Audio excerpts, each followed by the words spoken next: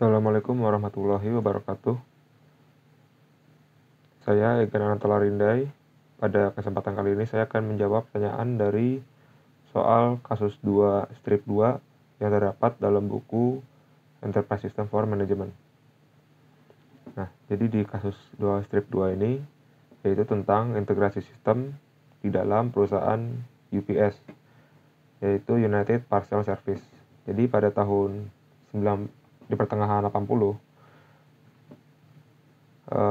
UPS ini sedang berjuang untuk pangsa pasar yang ada pendatang barunya di bidang pengiriman juga, yaitu Federal Express atau FedEx. Nah, hanya dalam 10 tahun berbisnis, FedEx ini muncul dan juga menjadi pemain tangguh yang sebagian besar disebabkan oleh budaya perusahaan yang merangkul teknologi sebagai keunggulan kompetitif strategi dalam meningkatkan efisiensi dan layanan pelanggan. Dan sebaliknya, UPS juga mempelajari proses mereka dan menerapkan perubahan yang kurang teknis, misalnya seperti mengurangi gerakan fisik dan juga kontak penanganan barang tersebut. Nah, untuk mengurangi waktu pengiriman mereka, FedEx juga dimulai sebagai perusahaan pengiriman barang, kontainer, dan UPS itu sebagai perusahaan pengirim menggunakan truk.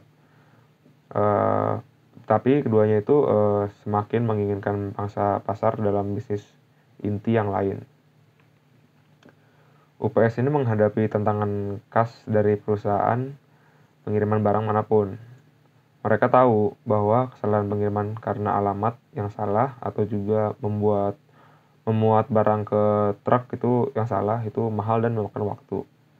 Nah, kesalahan ini sering terjadi pada sistem yang memerlukan entry data manual, dan beberapa sistem memerlukan proses yang berlebihan untuk memanfaatkan data. Nah, sebagian besar pengendalian produk UPS terlihat serupa, yang memungkinkan terjadinya kesalahan pengambilan. Juga layanan pelanggan telepon in UPS ini menerima banyak sekali pertanyaan melalui telepon setiap harinya, dan juga membutuhkan waktu yang lama. Nah, mereka juga telah mengidentifikasi internet dan teknologi integrasi sebagai pendorong bisnis global di masa depan. Jadi pada saat ini, UPS memutuskan untuk berinvestasi besar-besaran dalam teknologi untuk mendorong pertumbuhan. Nah, UPS ini pertama-tama mengidentifikasi dulu dari kompetisinya dan juga aset-aset internal mereka dan mencari area yang dapat ditingkatkan melalui analisis kekuatan, kelemahan, peluang, dan ancaman atau biasanya disebut dengan SWOT.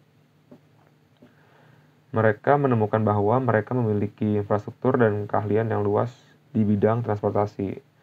Nah, jadi selanjutnya mereka memeriksa faktor eksternal seperti pelanggan mereka, pasar bisnis yang berkembang, dan juga persaingan.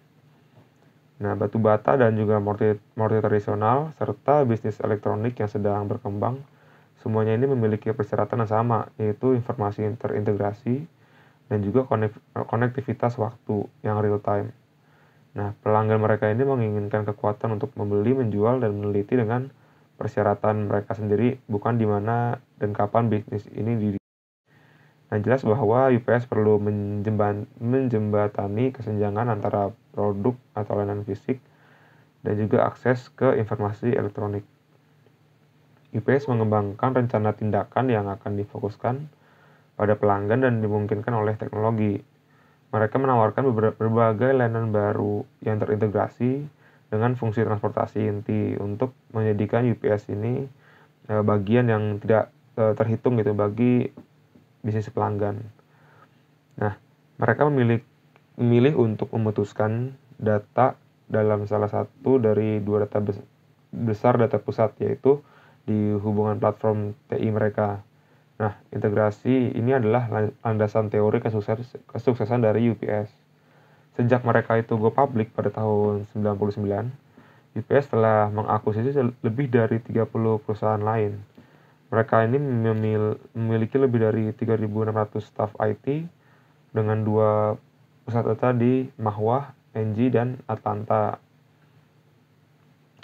UPS memiliki lebih dari 14 mainframe, 2.750 komputer yang kelas menengah dan juga 260.000 komputer pribadi serta 6.200 server. Menurut CIO UPS, kami tidak melakukan ini untuk mendapatkan pangsa pasar. Sebaliknya, kami membuatnya karena alasan teknologi yang sangat strategis. Setiap kali UPS mengintegrasikan layanan lama dan baru untuk menambah nilai rantai pengiriman. Departemen IT dari UPS yaitu pendukung yang kritis dan juga mencoba mengintegrasikan sistem dari perspektif bisnis. Mereka memasang beberapa modul ERP yang berbeda dari Oracle. Salah satu fungsi SDM dan salah satu lagi untuk keuangan. Nah, dengan menerapkan sistem ERP ini, UPS ini menghemat sejumlah besar uang untuk barang dan jasa yang dibeli dari ratusan lokasi di seluruh dunia. Selain itu, jaringan logistik UPS yang sangat luas ini dan juga sangat ketat karena dibangun di atas standar teknologi yang sangat baik. Oleh karena itu, UPS ini menambahkan aplikasi baru. Mereka cocok dengan infrastruktur IT lainnya yang saling berhubungan dan tidak mentolerir pemborosan yang berlebihan.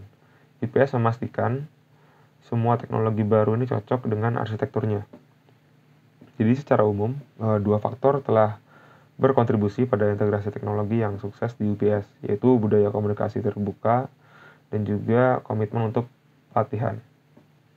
UPS sekarang mengintegrasikan informasi lebih dari 60.000 situs web dengan lebih dari 7,2 juta pelanggan yang membuat permintaan pelacakan online setiap hari. Platform IT UPS ini yang canggih menawarkan perangkat lunak baru seperti Package Flow 12 yang mengidentifikasi paket, dan juga ada layanan perangkat lunak yang lain yaitu Thread Direct 12 yang sekarang memungkinkan pengecer, situs.com, dan juga perusahaan lain untuk melacak status dari paket kecil dan paket yang besar di seluruh dunia melalui situs web-based dari yang disediakan oleh UPS.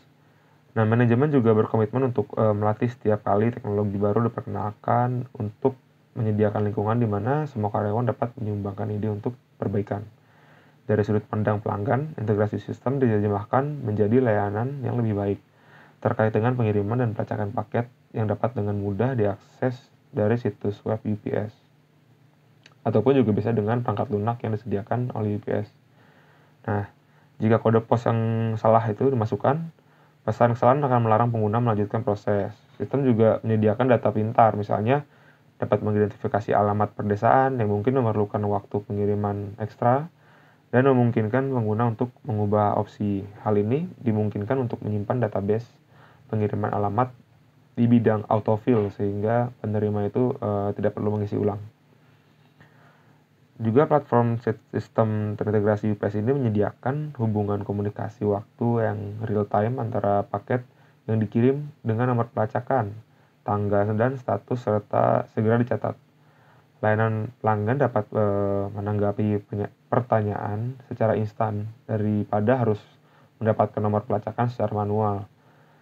Dan juga melacak paket dan menelepon pelanggan kembali. Itu akan memakan waktu lebih lama. Nah, ini menempatkan kekuatan langsung di tangan pelanggan. UPS ini adalah model integrasi yang sukses untuk semua industri. Jadi pertanyaannya adalah, apa saja tantangan integrasi sistem yang dihadapi UPS? Menurut saya, tantangan termasuk mendapatkan teknologi baru. Jadi tantangannya adalah mendapatkan teknologi baru ini. Karena menurut kasusnya, mereka memiliki cara yang kurang teknis untuk pekerjaan seperti entry data dengan tangan yang masih manual yang akan menyebabkan kesalahan input data ataupun juga pengiriman paket ke truk yang salah. Kemudian terjadi kesalahan pengiriman. Nah, mereka harus mentransfer dengan sejumlah besar data pada saat yang sama. UPS perlu memeriksa semua data untuk memastikan kebenarannya dan juga melatih pekerjanya agar terbiasa dengan sistem pengelolaan data yang baru. Nah, hal ini menghabiskan banyak biaya bagi UPS. Tidak hanya uang, tapi juga waktu dan sumber daya manusia. Nomor 2, diskusikan solusi integrasi sistem di UPS. Bagaimana ini bisa membantu UPS mengintegrasikan teknologi baru. UPS hanya sentralisasi data di salah satu dari dua data yang besar di pusat dan menambahkan pelayanan baru untuk rantai pengiriman seperti paket pelacakan online dari apps-nya. UPS mengakuisisi lebih dari 30 perusahaan lain yang memiliki lebih dari 3.600 staf TI di 2 pusat data. Kemudian, Departemen IT UPS menyiapkan beberapa modul ERP yang berbeda dari si Oracle tadi. satu untuk SDM dan satu lagi untuk keuangan. Nah, dengan bantuan sistem yang baru ini, tenaga ahli dengan pelatihan yang baik dan juga menambahkan komunikasi yang efektif, sehingga semua alasan membuat UPS menjadi lebih kuat dengan teknologi baru ini. Ketiga, diskusikan keuntungan integrasi sistem untuk pelanggan UPS. Pertama, integrasi sistem ini memungkinkan pelanggan untuk melacak paket mereka dengan mudah. Nah, sebelum sistem dibangun, semua pelanggan harus melakukan panggilan telepon ke UPS, ya kan? Nah, dan juga menunggu lama untuk menemukan informasi mereka. Namun saat ini, pelanggan cukup menggunakan komputer ataupun smartphone mereka dengan sentuhan, kemudian semua pelacakan barang akan muncul di layar. Nah, keuntungan kedua dapat memberitahukan jika ada sesuatu yang kemungkinan ada kesalahan. Jika Anda memasukkan informasi yang salah, pemanasan akan ditampilkan di layar, peringatan akan ditampilkan di layar, dan sistem akan berhenti mencari data. Jadi, data pelanggan tidak bisa mendapatkan data yang salah. Oke, sekian jawaban saya mengenai soal yang ada pada kasus 22 mengenai integrasi sistem di UPS. Sekian, kurang lebihnya mohon maaf. Assalamualaikum warahmatullahi wabarakatuh.